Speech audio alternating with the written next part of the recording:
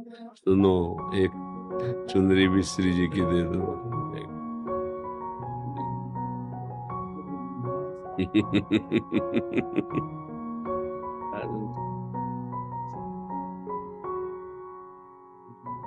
थोड़ा कुछ फल या मीठा हो तो दो। सीरियस, देखो कुछ फल मीठा हो तो दो। हाँ, ये चुनरी दे दो, ये प्रसादी चुनरी है। हाँ हाँ, दे देना उधर, वो श्री जी से वहां से दे देंगे, तो लिवा जाओ और हाँ उसको मिठा। जितेंद्र जी। राधा राधा राधा। हाँ महाराज जी, मैं यहाँ आकर धन्य हो गया। महाराज जी, यहाँ पर सिर्फ आपसे मिलने के लिए आया हूँ। महाराज जी, किस कहीं से सुना कि आप अस्पताल में भर्ती हैं, तो जैसे ही पता लगा तो मैंने ना सोचा ना समझा 300 किलोमीटर पैदल यात्रा करके आपसे मिलने अस्पताल आया। में तो नहीं भर्ती। मतलब मैं मुझे जानकारी नहीं थी महाराज, तो मैंने किसी से पूछा कि महाराज कहाँ पे मिलेंगे, तो उन्होंने कहा इस समय उनकी तबीयत बिगड़ी हुई है।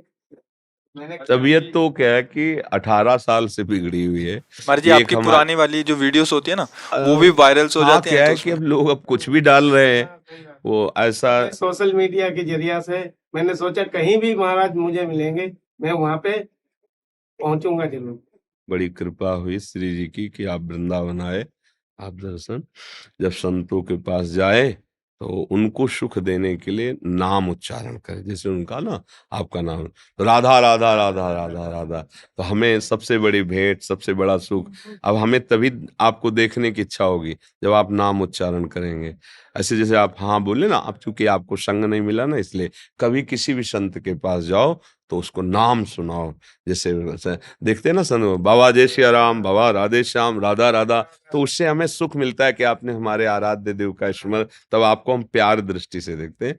और आप पैदल आए इसलिए आपका स्वागत करते हैं, और हम सदैव स्वस्थ हैं। हमारे शरीर को जो कष्ट है वो एक लीला है भगवान की, भगवान की लीला है। आपको दिखाई देते हैं बीमार आदमी है? नहीं, बस वो एक नाटक चल रहा है, माया का नाटक चल रहा है, डायलिसिस होता है। देखो सबसे बड़ा रहस्य है स्वस्थ होने का आनंद।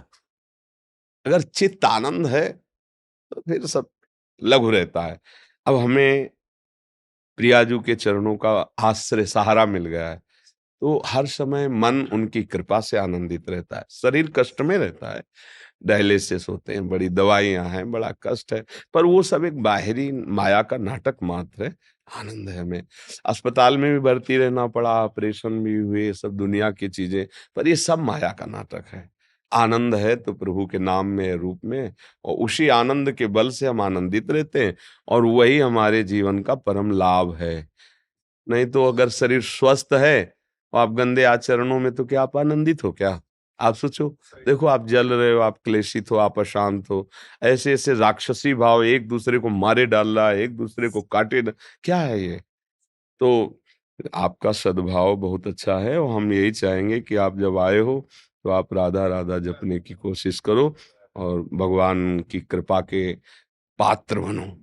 देखो संतों के पास किसी भी भाव से जाए, अगर हमारा ये भाव है ना कि ये भगवान है, या ये पूज्य हैं भगवान के समान, या ये इनकी कृपा, तो ज्यों ज्यों पग आगे बढ़े कोटिन यज्ञ समान, एक एक कदम में करोड़ों यज्ञों का फल मिलता है आपके भाव से। सामने वाला क्या है उससे मत देखो।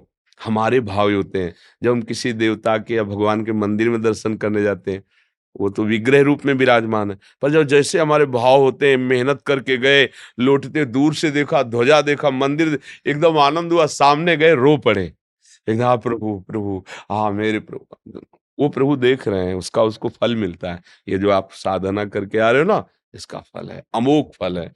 भगवान के दर्शन और भगवान के भक्त के दर्शन ये बराबर है। संत दर्श जिम पातक टरे। अगर हम भाव से ना, तो जब भाव से हम शिला में भगवान की भावना कर लेते हैं, फिर संतों में भगवान की भावना कर ले, मंगल है। खूब नाम जप करो, कोई नशा न करना, कोई गंदा आचरण नहीं, गंदा भोजन नहीं, तो जहां जाना है ना, वहां पहुंचने का मार्ग प्रकाशित हो जाता है। महाराज जी क्षमा कीजिएगा, एक और बात पे प्रकाश डाल दीजिए। जैसे आपसे सुना है कि आपके मुख से कि पैदल यात्रा अच्छा लगा, तो महाराज जी कुछ ऐसे भावुक जन है वो भी पैदल शुरू कर देंगे महाराज जी। ये सामर्थ्य सबके अंदर नहीं होती है। हम आपको सही बताएं, सामर्थ्य उनके होती है जो बहुत कष्टपूर्ण जीवन गरीबी से व्यतीत करते हैं, और उनको जब लगता है कि मेरे पास तो कुछ देने के लिए कुछ है नहीं, तो ये जीवन ही है, तो मैं अगर हो सके तो मैं लौटते हुए जाऊं या पैदल जाऊं, ये सामर्थ्य उनकी होती है। जो विषय संग्रह से रहित होते हैं उनको लगता है मैं क्या दूं, तब लगता है कि अगर मैं खोपड़ी के बल चल पाता तो खोपड़ी के बल चल के जाता, यही मैं कर सकता हूँ। ये सबके अंदर हो भी नहीं सकता, आदेश दे तो भी नहीं कर सकते सब। अरे यहाँ से पैदल राधा वल्लभ जी नंगे पैर तो जाना नहीं हो सकता, आप सोचो ला। अच्छा, चालीसों कोस सैकड़ों कोस दूर से पैदल, ये उनकी बात होती है ना, जो गृहस्थी में रह के कष्ट सहते हैं और उनको लगता है मैं किसी योग्य नहीं हूँ, क्या दे सकता हूँ संत को, तो मैं पैदल चल कर जाता हूँ उनके दर्शन के लिए। ये बहुत बड़ी बात है, और ये सबके बस की है भी नहीं। हम कहे भी, आदेश भी करे तो ले, ये सबके बस की। हाँ, हम इस बात से बहुत अंदर से हृदय से द्रवित है। भरत जी यही कह रहे हैं, जब वशिष्ठ जी ने देखा उनके चरणों में छाले पड़ गए, तब कहा थोड़ी देर पालकी में बैठ जाओ। तो उनका हाँ, हमारे इष्ट नंगे पैर यहाँ चले हैं और मैं पालकी में बैठ के चलूं, मुझे तो लगता है गुरुदेव सिर भर जाऊं उचित असमोरा, कि जहां मेरे श्री राम के चरण पड़े वहां मैं सिर रख करके जाऊं। ऐसा ये तो सबके हृदय में नहीं होता, ये हम जानते हैं, सबके हृदय में नहीं होता। ये विषय सुख भोगने वालों के हृदय में आ ही नहीं सकता। ये उनके हृदय में आता है जो दैन्य होते हैं और जिनके मन में है कि मैं क्या दे सकता हूँ।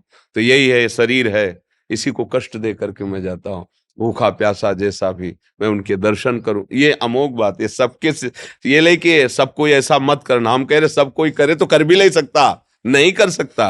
ये आप मतलब साधारण बात मत समझना, कोई मनोरंजन नहीं है ऐसा। पैदल चल, ऐसा हमने कई भक्तों को देखा है, कई भक्तों को देखा है, सैकड़ों कोस ऐसे पैदल। या देखो ना, महाराष्ट्र में सैकड़ों भक्त पैदल यात्रा करके विट्ठल भगवान के दर्शन कर, बड़ी दूर लंबी लंबी यात्राएं। हाँ, 84 कोस ब्रज की पैदल यात्रा, तो इनके भाव हैं संत दर्शन के लिए। तो ये ऐसे सब कोई थोड़ी आ सकता है कि भाई दिल्ली से कार छोड़ दी और पैदल वहां से आ रहे, आ ही नहीं सकता। इतनी हिम्मत ही नहीं है।